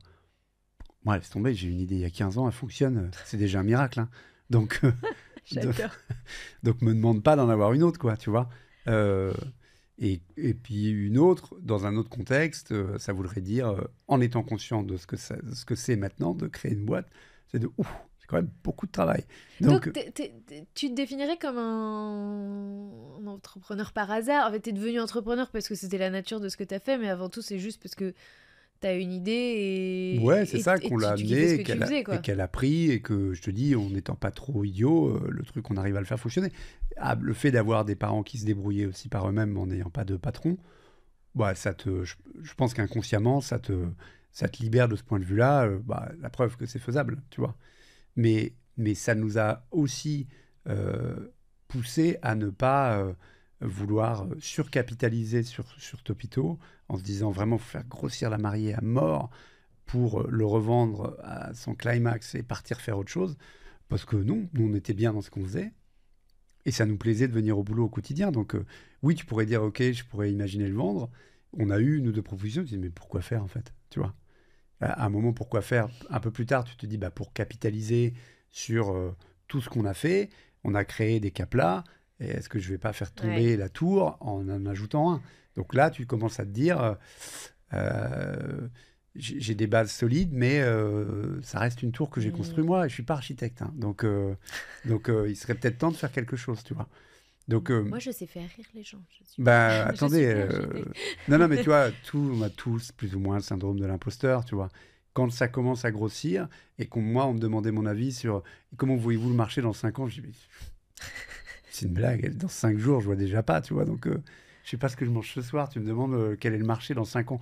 J'en sais rien, puis même toi, si je te donne une réponse, tu vas me dire, ah, intéressant, t'en as aucune idée. Le marché dans 5 ans, quand TikTok n'existe pas, et que tout le monde dans la boîte me parle, il y a Snapchat qui arrive, tout le reste, Facebook va crever, et toi, tu sais juste que, non, les gars, on en a déjà vu arriver et repartir, ils vont venir, ils vont prendre un bout du marché, les autres vont venir, ils vont prendre un bout du marché, rien qui va s'écrouler en un jour, tu vois. J'avais vu chez Yahoo, moi quand j'étais chez Yahoo, le gros méchant c'était Microsoft, ils avaient les chats avec MSN, etc. Et on se disait, putain, ils sont en train de prendre tous les jeunes, et puis voilà, c'est la fin de l'histoire, tu vois. Bon, la fin de l'histoire, 10 ans plus tard, t'en rigoles quand tu vois Microsoft. Donc, ça, on avait appris que les choses changent, évoluent, pas aussi vite qu'on ne le pense. Il y a des nouvelles choses, il faut les embrasser, mais ça ne va pas s'écrouler du jour au lendemain. Mais on avait conscience quand même que on avait quelque chose de fragile dans les mains, dans le sens où si on faisait le bilan de se dire, je dis souvent ça, mais parce que ça m'a marqué, je posais la question aux gens qui arrivaient dans la boîte à chaque fois pour un petit rapport d'étonnement, sur quel site tu allais il y a 10 ans, sur lequel tu vas encore? Rien. Donc toi, quand ton média il a 12, 13, 14 ans, tu as intérêt à l'avoir fait évoluer méchamment, parce que sinon, en fait, t'es un dinosaure, quoi. À part des plateformes, oui, j'allais sur Facebook il y a 10 ans, évidemment les moteurs de recherche. T'as des sites de médias, mais j'y vais pas, en fait. Ils existaient il y a 10 ans, je lis pas les médias, la presse en ligne, mais effectivement, j'ai pas beaucoup d'exemples. Bah, en tout cas, quand tu te poses la question, tu relativises beaucoup la force de ce que tu as créé, en se disant, bon, si on le fait pas évoluer, le truc, il va sentir la naphtaline très vite, quoi. Donc, si le média, maintenant, le travail d'éditeur, c'est d'aller poster son contenu partout pour que les gens le consomment là où ils sont, et pas de leur dire, viens voir mon truc, on va le faire. Et on ira même toucher des gens nouveaux, et on profitera de la viralité de ces plateformes-là qu'on n'a pas avec un site web, tu vois. Donc, et qu'on n'a pas eu même au début avec YouTube, qui est une super plateforme de vidéo, mais d'un point de vue viralité, c'est nul. Tu vois, tu peux pas partager la vidéo, etc. Quand les autres arrivent avec Facebook et que nos premières vidéos, tu vois, on avait 1,5 million d'abonnés sur YouTube et tes grosses vidéos faisaient pour une chaîne comme la nôtre 1 million, et que tu commences sur Facebook, alors même si après ils ont dit oups, on comptait pas exactement les mêmes vues et oups, on s'est un peu gouré, tu avais quand même des vidéos qui faisaient facilement, rapidement 1 million le premier jour, tu vois, quand elles marchaient vraiment bien. C'était pas, on peut dire, ouais, c'est pas les mêmes vues, ok. N'empêche que c'était pas non plus des vues de fou sur YouTube avec des gens qui sont tous concentrés à regarder ton truc jusqu'à la fin, quoi, tu vois. Donc, là, on s'est dit, ce qu'on crée va avoir une viralité différente, et merci les réseaux d'exister pour pouvoir propager ce contenu-là. Et après, tu te dis, donc on doit faire encore plus attention à ce qu'on publie, parce qu'il va complètement sortir de notre sphère et se retrouver chez les gens qui n'ont rien demandé. Donc, si on y va pour faire proliférer des conneries, si la connerie est assumée, ça me va très bien. Tu vois, le top 7 des films sur Tom Cruise, ça me va très bien. Mais si c'est pour un truc, attention à pas faire de complotisme, de surémotionnel, de faire pleurer dans les chaumières, c'est pas nous. C'est pas parce que les plateformes te le proposent que tu dois le faire. Vous revendez en 2020-2021 après le Covid. Ouais. Qui rachète d'ailleurs? C'est Phoenix Group. C'est un groupe de médias? C'est une agence en fait, okay. qui gère notamment tous les écrans que tu vois dans des vitrines. Ok. Et qui avait besoin de contenu. C'est pas directement Deco qui... C'est un des concurrents. Okay, ils sont quasiment aussi gros et voire indépendants, et donc plutôt très très costauds. Et ça nous allait bien aussi parce que c'était pas très show-off non plus, moins connu comme tu dis, avec des gens où tu discutes directement avec le CIO, tu vois l'intérêt pour lui qu'il peut avoir pour toi sur le fait d'être capable de ne pas être une machine à pub dans les vitrines et d'être capable d'amener du contenu comme ça digérable assez vite. Il fallait réduire encore à 10 secondes, mais ça, nous, on savait le faire. Tu revends combien du coup? Je n'ai pas le droit de le dire, mais... Ok, j'ai l'habitude avec mes invités. Bon, tu peux donner un... Entre 1 et 50. Tout à l'heure, tu m'avais dit une fourchette plus petite entre qu'on avait le droit 10. De dire. Okay. Allez, on va dire. Donc, quelques millions. Ouais. On dira combien de millions. Pas. Ok, d'accord. Non, mais je peux pas. C'est pas vous êtes à 50-50, vous avez jamais levé de fonds? Non, avec jamais. Benoît, on est tout seul avec mon associé, si ce n'est qu'effectivement, on considère qu'on avait toujours dit aux gens, même si on n'avait pas trouvé la bonne formule pour leur proposer, aux gens dans la boîte, qu'on donnerait 20% aux employés qui sont là et qui ont fait que ce truc est devenu un succès. C'est cool. Et d'ailleurs, parce que je fais pas genre, je suis surprise, j'avais lu l'information, donc... Comment vous avez décidé de cette répartition? Parce que y a ceux qui étaient là depuis plus longtemps, ceux qui étaient là depuis moins longtemps. Comment ça en fait, déjà, passe? le principe, c'était si t'es là, tu touches. Ok. Quel que soit ton historique. Mais foncièrement, si t'es là depuis longtemps, avec un poste un peu plus important, eh bien, t'auras plus. Donc, vous avez fait votre petit... On a fait une tentative de fichier Excel avec des variables. Et puis, comme tout fichier Excel avec des variables, quand tu regardes la fin, tu dis, c'est n'importe quoi.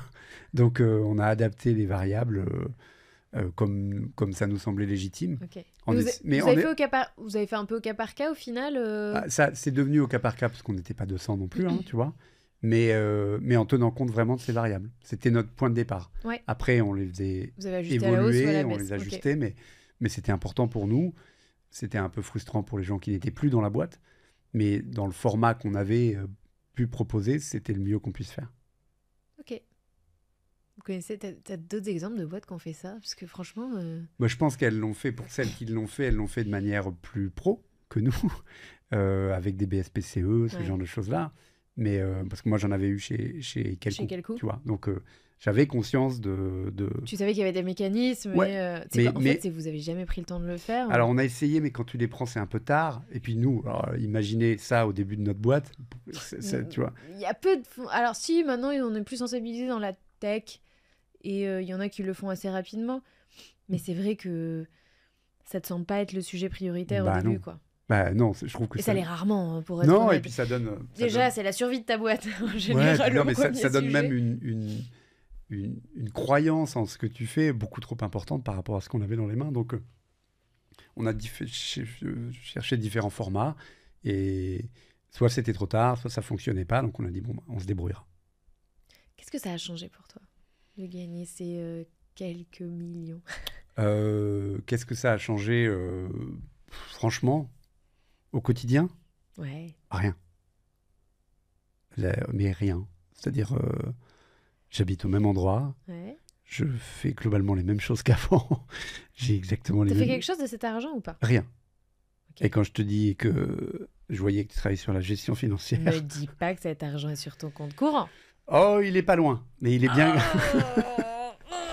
Et il est... je pense que je suis vraiment un modèle. Mes auditeurs en jugeront. Mais tu t'es fait ce petit plaisir de où vous êtes parti en voyage Écoute, je pars en voyage samedi. Je pars 3 ans après. Je pars exactement. Formidable. Je pars au Japon. Chérie, dans 3 ans, on part en vacances. Non, écoute, je pense que moi, la gestion du truc, c'est tant que j'ai pas à y pensé, ça me va. C'est une charge pour toi? Ouais, complètement. Tu vois, tu rencontres des gens qui disent il faudrait le mettre là, il faut le mettre là. Mais est-ce que tu as rencontré des gens? Ouais, j'ai essayé, Et alors, quand tu dis tu as essayé, j'imagine que la suite, c'est... Je les ai écoutés. C'est-à-dire? Je les ai écoutés, ils m'ont fait des propositions, j'ai reçu les mails, j'ai lu le mail très vite. Et je me suis mis mail en étoile pour dire message suivi. Ouais. Et il l'est toujours. Et voilà, ok, d'accord, je me disais bien que ça allait arriver. Ok. Ah oui, mon associé est moins con que moi, donc il me pousse. Il me rappelle régulièrement, ça va? Ouais, ça se passe bien? T'as bien avancé sur ce point de vue-là? Alors je dis là, tout est sous contrôle.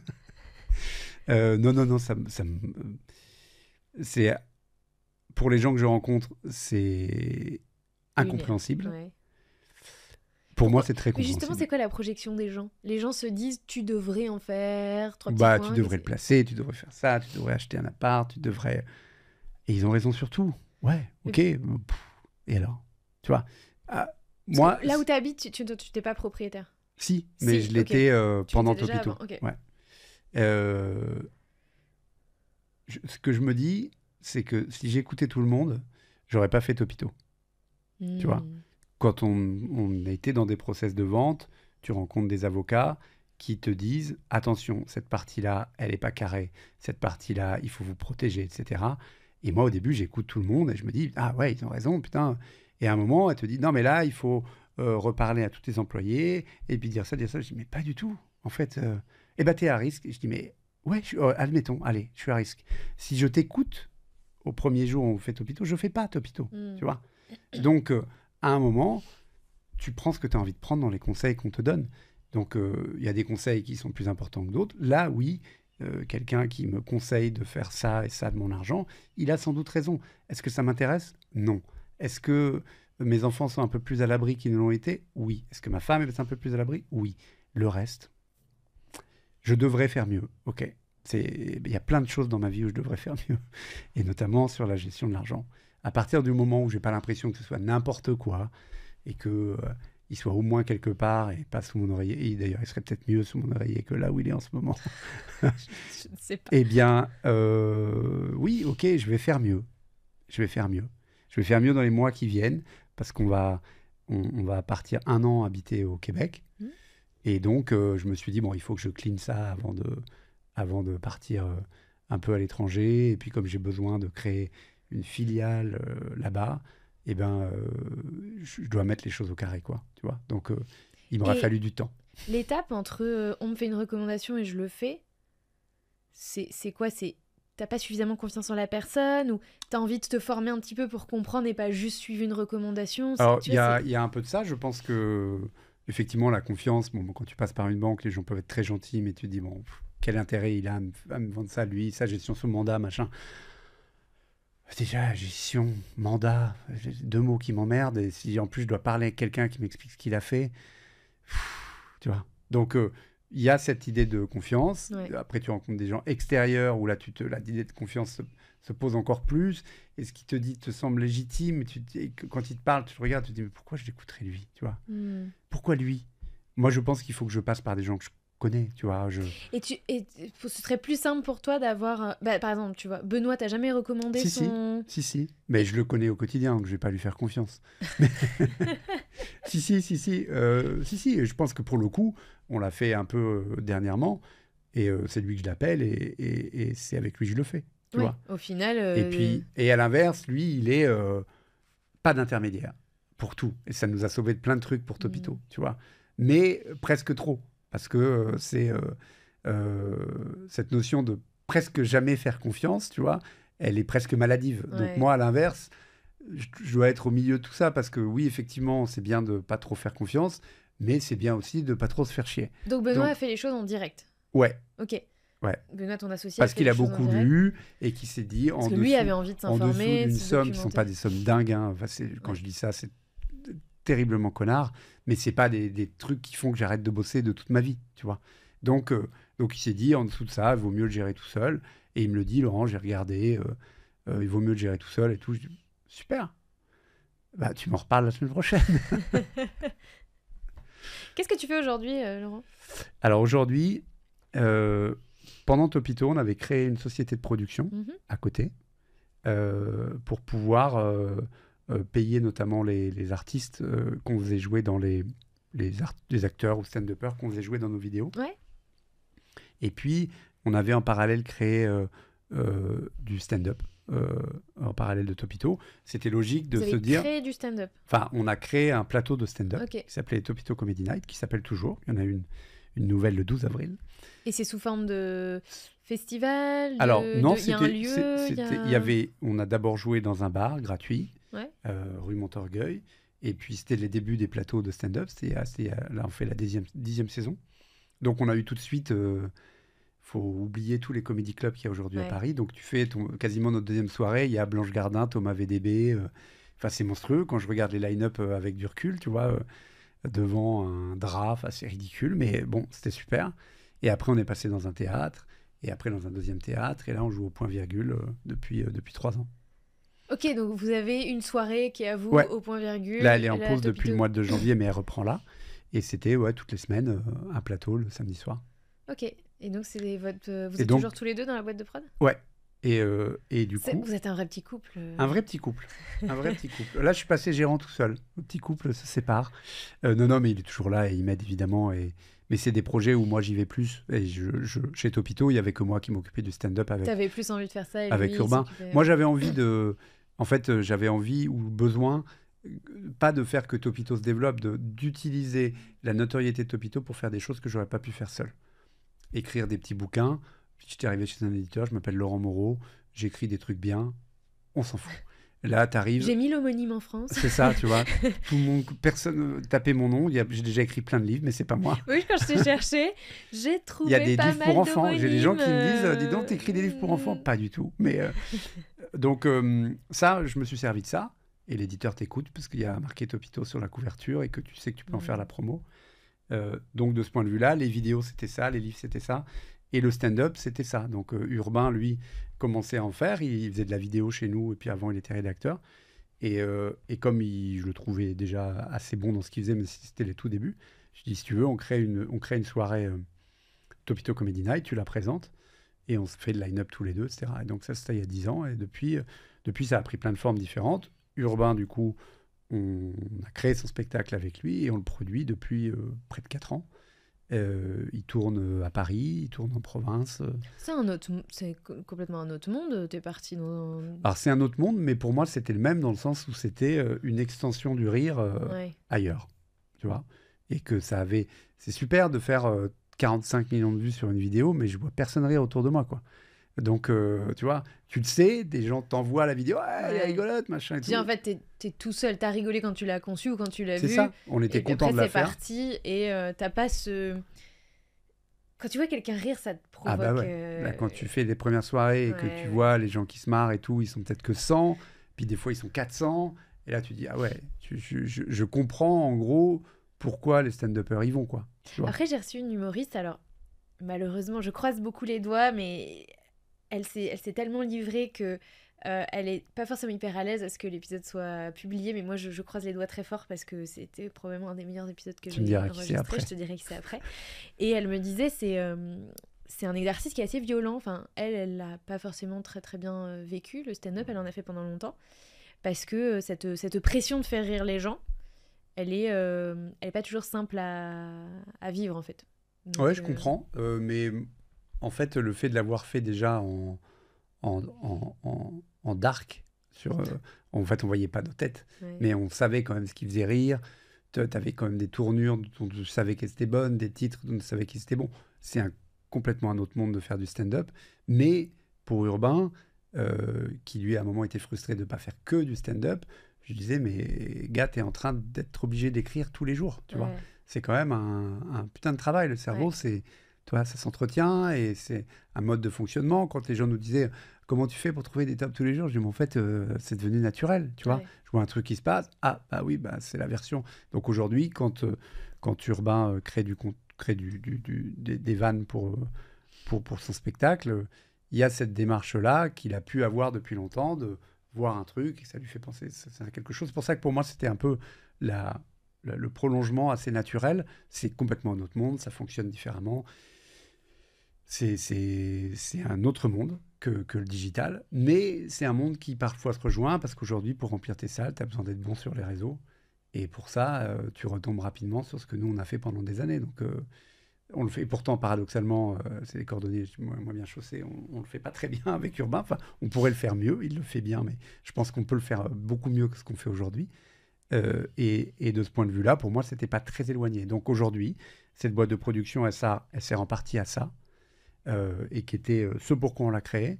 Et puis elle évolue vers d'autres choses différentes. On crée un peu de vidéos sur Internet pour Urbain, pour d'autres humoristes comme Julien Santini. Là, on a produit un petit truc pour le Nikon Film Festival, pour un des gars avec qui je travaillais chez Topito et avec qui je travaille toujours. On a créé du contenu pour le PSG. Moi, j'écris du contenu de podcast pour le PSG. Plein de choses différentes, mais toujours... Tu me donneras le téléphone de Kylian, j'aurais l'invité. Ouais, avec plaisir.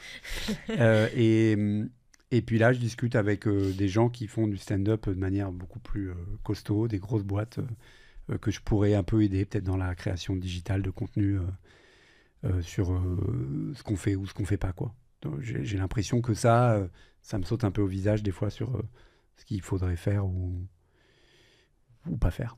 La dernière question que j'avais envie de te poser, c'est si on part du principe que tu es un type moyen qui a réussi. Ouais.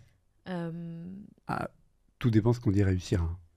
Alors, il y a une double question, du coup, dans la question. Il y a déjà, qu'est-ce qu'on entend par réussir ? Qu'est-ce qui t'a... tous les types moyens font pas un exit de leur boîte à plusieurs millions. C'est quoi ton...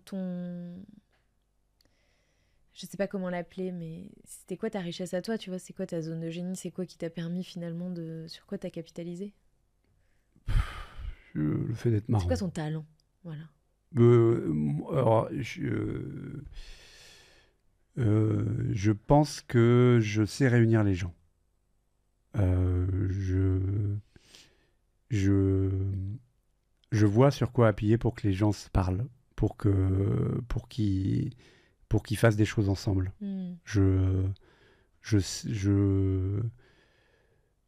Ça, je sais le faire. Je pense, je te dis, pour moi, ça vient d'être élevé dans un bar et d'être obligé de comprendre comment fonctionne rapidement.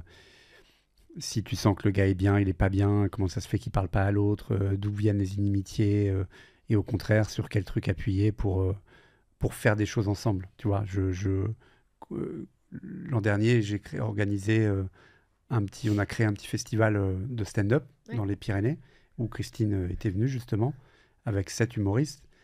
Et en fait, quand je voyais les trucs un peu de l'extérieur, je me suis dit, mais en fait, moi, c'est ça, je sais le faire. Je sais réunir des gens qui vont investir dans le projet pour qu'il existe. Là, on avait trouvé la Banque Postale qui nous a aidés. L'accueillir. Faire en sorte qu'on ait une bonne prod, un bon line-up, et faire en sorte que sur place, ces gens, ils soient contents d'être ensemble. Des colos pour adultes. Ça, tu vois, ça, je sais faire. Longtemps, Topito, ça a été ça. On partait travailler une semaine en Normandie, on revenait avec 10-15 vidéos de fête, mais je savais, c'était pas moi qui organisais tout, hein, loin de là.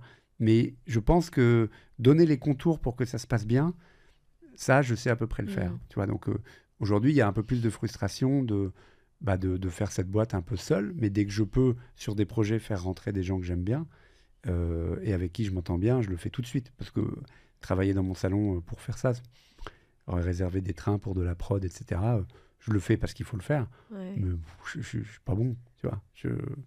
Il faut qu'il y ait des projets qui existent. Et je me rends compte là, en travaillant moins au quotidien, que je me fane assez vite s'il n'y a pas un peu de nouveauté, quoi. Tu vois, je me rends pas vraiment compte que je fais... j'ai besoin de m'impliquer, tu vois. C'est ça qui m'a manqué à un moment quand j'étais un peu consultant. J'ai été rapidement... entre Yahoo et Topito, j'ai fait genre 6 mois de consultant, tu vois, pour me rassurer. Je savais faire un peu d'e-commerce, donc il y a des gens qui ont besoin du e-commerce. Je vais vous vous aider à développer un nouveau site. Mais ça me frustrait parce que je donnais plein d'idées, je donnais des idées, et je savais qu'il n'y en aurait pas la moitié qui serait prise. Et dans l'absolu, tu dis, bah, je m'en fous. Et je dis, ouais, mais moi, en fait, je ne peux pas fonctionner comme ça. Là, tu vois, j'ai eu plus de temps. Une des raisons pour lesquelles j'ai senti qu'il fallait que je parte de Topito, c'est parce que je saturais. J'étais trop sur les stats, trop stressé, trop... Et je m'en suis rendu compte, bizarrement, en me levant le matin, c'est sûr, mais en accompagnant mon fils au foot, parce que quand je rentrais dans le stade pour le voir s'entraîner, tout s'arrêtait. J'avais l'impression que toutes les emmerdes, je les laissais sur le parking, tu vois. Les parents ne savaient pas ce que je faisais. Mieux. Ouais. Tu vois. Exactement. Je regarde des gamins courir, tu vois. Je regarde mon fils marquer des buts ou essayer d'en marquer. Et les parents à côté de moi, comme on disait tout à l'heure, viennent d'horizons complètement différents, ne savent pas forcément ce que c'est que Topito. Ouais. Et je suis pas le mec de Topito, comme j'ai été très longtemps. Je suis le papa de Jules et ça me va parfaitement. Et ça a été un des trucs où je me suis dit, en fait, je veux aller vers ça. Et lorsque j'ai pris la décision en une nuit de dire je m'en vais, j'ai discuté avec Phoenix pour leur dire il faut que je parte. C'est rien contre vous. Vous nous foutez la paix. Vous pourriez peut-être nous challenger un peu plus sur ce qu'on peut faire, mais dans l'absolu, c'est pas à cause de ça que je m'en vais. C'est que moi, ma tête, elle me dit sors de là, quoi. Et là où je me suis rendu compte qu'il fallait quand même que je m'implique, c'est qu'aujourd'hui, je me suis impliqué beaucoup pour le foot de mon fils. Je fais des vidéos, j'ai décidé de faire un petit documentaire, tu vois, quitte à y aller beaucoup, je me suis dit, fais-en quelque chose. Et c'est là où tu te dis, Topito m'a amené un truc que je pensais pas, si je suis pas impliqué dans un truc, je me fane, tu vois. Donc il faut qu'il y ait des nouvelles choses. Et encore une fois, ça c'est pas pour moi de l'entrepreneuriat, c'est un mode de fonctionnement où j'ai fait turbiner mon cerveau à une certaine vitesse à un moment, et quand je le ralentis trop, je tourne en rond. Tu vois. Est-ce que ce que tu crées aujourd'hui, c'est avec tu te mets la même pression financière de, en fait, je veux que le projet génère l'argent, ou alors là, tu es en mode, ce documentaire, s'il me rapporte pas un rond, je peux déjà t'assurer qu'il m'en rapporte aucun. Le documentaire, c'est pour moi, les enfants et les parents. C'est donc, mine de pour rien, avoir en une fait, trace. mine de rien, en fait, ce que tu as gagné, c'est un peu en mode ça t'achète la liberté d'aujourd'hui de pouvoir faire des projets qui te font kiffer en fait. Ça m'achète le fait de pas y penser, tu vois. Donc je prends du temps pour ce doc parce que je veux une trace de ces années-là pour lui, pour moi et pour lui. Et je me pose pas la question de est-ce que c'est bien de le faire ou pas. Ouais. Mais il y a quand même à côté des choses où je me dis bon, tout ça c'est bien gentil, mais à un moment ou à un autre, il continue d'y quand même avoir une forme de valeur de l'argent. Est-ce que je vaux encore quelque chose? Et ce je vaux quelque chose, il est ramené à ce que tu fais rentrer. Donc l'an dernier, avec le festival, j'ai réussi, je pense, à combiner un peu tout ça. Faire travailler des gens où tout le monde était très correctement payé. Montrer à une marque qu'elle peut s'associer à un projet qui n'existe pas au moment où tu lui présentes. Et toi, te rétribuer, pas de trucs de fou, mais te rétribuer à la hauteur de ce que tu as travaillé. Et tu as travaillé 3 mois, c'est comme si tu sortais en gros 3 mois de salaire, tu vois. Et ça, pour moi, ça avait une valeur parce que dès la première année, tu pourrais te dire, l'argent que j'ai gagné va me servir en gros à vivre. Bon, si en plus il était bien placé, ça serait encore plus logique de dire ça. On a compris. Donc, comme là-dessus c'est de la merde, il faut quand même que je fasse rentrer de l'argent. Et aujourd'hui, l'an dernier, en travaillant sur le stand-up, sur les livres, sur le fait de travailler 1 ou 2 fois en mission pour d'autres, en fait, j'ai réussi à me sortir un petit salaire. Ah, mais c'est plus que ça, tu l'as dit. Tu as dit aussi, c'est une question de... je vais quand même mesurer la valeur de ce que je crée à ce que ça rapporte, en fait. Ouais, parce que tu dis, je suis vraiment pas bon dans la gestion financière, mais à un moment ou à un autre, c'est pas parce que tu dis, je suis pas nul non plus dans ce que je fais. Donc, si à un moment, ça mérite une rétribution, il faut qu'elle soit là, quoi. Donc, et en plus, quand c'est des clients costauds, il n'y a pas de raison de leur faire ce cadeau. Je les aime bien, mais j'y passe du temps, quoi. Je crois que quand tu crées quelque chose, c'est quand même très difficile de décorréler le...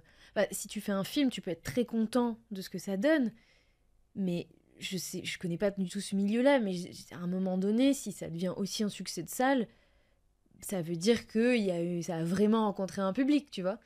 Si c'est juste t'es super content de ce que t'as produit, mais effectivement t'as du mal à trouver des cinémas qui veulent te le diffuser, t'as du mal à trouver les financements, les diffuseurs, etc., et que c'est pas un énorme succès de salle, tu peux garder l'estime d'avoir fait ce travail et en être fier, mais quand même tu reviens un peu au nerf de la guerre. Ouais, mais pas surtout. Tu vois, ça en l'occurrence, la petite chose que je fais pour le foot, c'est pour moi. C'est même si j'essaie de le faire professionnellement à ma sauce, de dire que c'est pas professionnel mais que je vais le faire sérieusement, c'est pour moi. Il y a rien d'autre derrière. Et puis à côté de ça, il y a d'autres choses où tu te dis bon, il y a eu une petite envie, tu vois, de me dire, je pense que autour du stand-up, il y a une boîte à monter, intelligente à faire.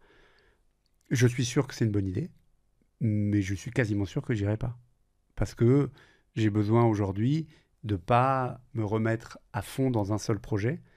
Et je sais que je suis fidèle, donc quand j'y vais, tu vois. Et donc, ça veut dire que si je crée quelque chose, j'adorerais que quelqu'un vienne me voir avec cette idée en me disant, est-ce que ça te dit d'en faire partie et viens nous amener ce que tu peux t'amener. Ça me va. Mais pas au point de faire la démarche de dire, OK, cette idée-là, elle est bonne, qui veut y aller? Moi, j'y vais un peu, mais on met quelqu'un à la tête du truc. J'ai envie dans l'absolu, hein, tu vois, mais il y a un côté aussi, pourquoi je me mettrais ça sur le dos, quoi, tu vois? Et j'entendais un petit bout de ce que tu avais fait avec Nadir, et lui, c'est un besoin viscéral, tu vois. Moi, c'est une envie, mais pas viscérale. Donc, je pense que ce serait une bonne idée, et je pense que des gens, des potes, se poseraient pas la question. J'ai bossé avec des gens hyper costauds, Pascal Gauthier, tu vois, qui était chez Criteo, qui est maintenant CEO de Ledger. On s'entend bien, on se charrie quand on mange ensemble, mais on est aux antipodes. Et pour lui, je suis un clown, et pour moi, il sera ce que je serai jamais, tu vois. Donc, mais c'est pas très grave. Je pense que avec le temps, on accepte un petit peu plus aussi ce qu'on est. Moi, je suis pas, j'ai pas besoin de faire du jogging comme Nadir. J'ai pas besoin de produire, d'investir dans le truc. C'est pas mon truc. J'ai des bonnes idées. Je veux que les gens autour de moi soient heureux. Si ça peut se faire autour de projets que je peux monter avec eux, tant mieux. Que je peux monter pas mal. Là, écoute, ça a l'air de bien se goupiller pour le Québec. Je pense que je peux bosser sur un projet que je trouve assez canon. autour de l'humour, bon, bah voilà, je serais très heureux, tu vois. Eh bien, écoute, on est arrivé au terme de notre échange. Magnifique. Tu vois, alors, tu as parlé d'argent sans parler d'argent. J'ai parlé d'argent sans parler d'argent, mais tu m'as pas demandé de conseils. Et tu as bien fait de pas m'en demander. Ben non, mais c'est rare que je demande de conseils à mes invités. Mais en plus, tu vois, quand je reçois des entrepreneurs, bon, on va pas refaire le débat, est-ce que tu es un entrepreneur ou pas, mais quand je reçois des entrepreneurs, ils me disent souvent, bah en fait, voilà, moi j'ai monté un truc, ça a marché, je sais gagner de l'argent, je sais pas le gérer, me demande pas trop, etc. C'est vrai que c'est 9 entrepreneurs sur 10 que je reçois, on se profile. Peut-être pas au point de laisser tout quasiment sur ses comptes courants, mais bon, on va pas ça non plus, on va pas refaire le débat. C'est autre chose. Bon, merci beaucoup. Je t'en prie, merci pour l'invitation. Merci beaucoup, Laurent.